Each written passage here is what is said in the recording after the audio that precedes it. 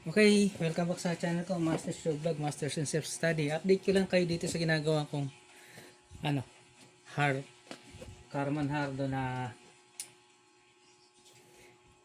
amplifier sa booper. So ito makikita niyo naka ano na siya. Meron na siyang signal. So ito oh. Ito yung sa booper niya ngayon, napagana ko na.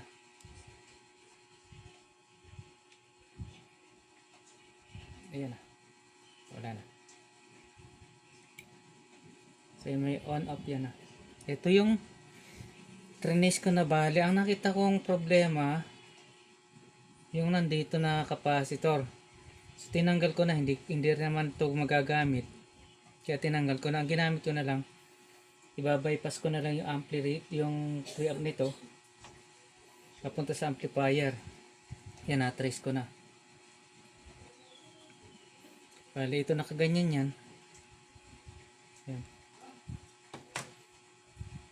So ito yung subwoofer speaker niya yan. Saka ito yung papunta rin sa subwoofer. Tapos ito yung pinaka-input niya, yung left and right niya. Ayan. Left and right na input. So ito yung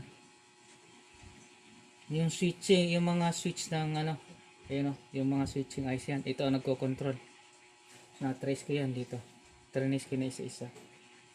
So napagana ko siya. Oh. Tapos ito yung pinaka-speaker side niya, yung left and right dito. Ito yan. Bila.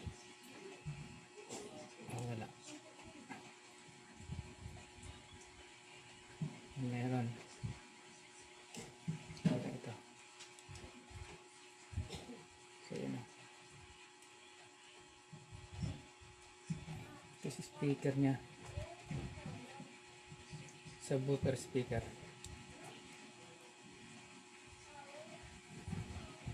Update. So matagal ko tranis din yan. Dito.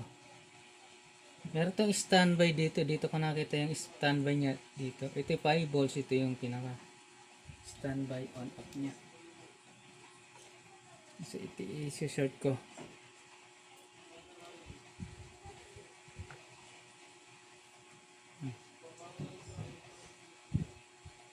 Off yan. Mag-off yung pinaka-standby niya.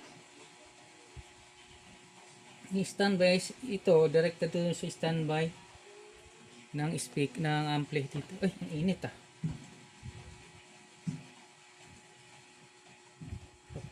Tanggalin na natin at umiinit pre-ice. Walang heatsink. So, alisin na natin. Buti na lang wala siyang load.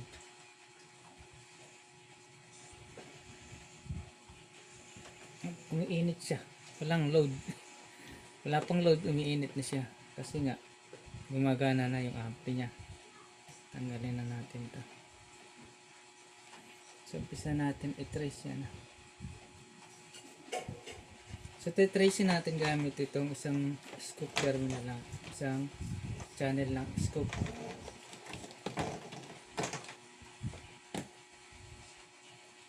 Inalis ko yun. In-off ko muna. Ay, i-off muna natin yung pinaka IC niya.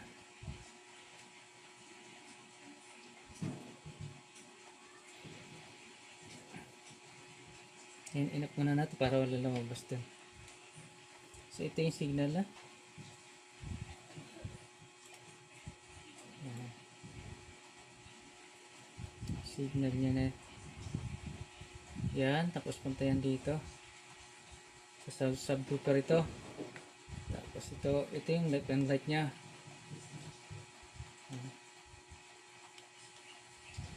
Ito wala siya, naka-off ngayon ah. Tapos dito yung nagpupunta. Yun. Ito yung subwoofer section niya. So yan lang update.